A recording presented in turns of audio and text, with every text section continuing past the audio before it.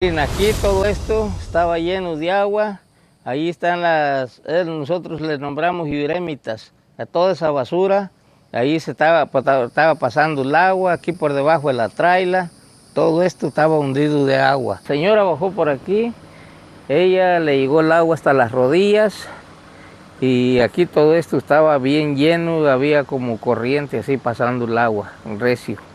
Pueden ver. Ahí está todavía una madera que apenas puse, pero tenía una lámina de este lado y de aquel lado. El agua sí se nos penetró más el año pasado en el huracán. Como mi techo no está cubierto porque pues no tengo el presupuesto, por dentro se penetra el agua.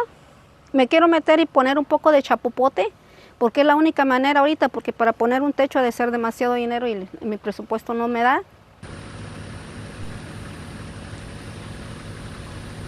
Para muchos de estos residentes, abandonar sus casas móviles no es una opción, pues muchos de ellos no cuentan con los recursos necesarios para ir a otros lugares, por lo que ante estas tormentas muchos de ellos han decidido poner sus pertenencias en lugares altos, tapar las ventanas con madera para evitar el ingreso del agua y tapar las puertas con bolsas plásticas para evitar que las tormentas se lleven sus pertenencias. Con esta información regreso con ustedes.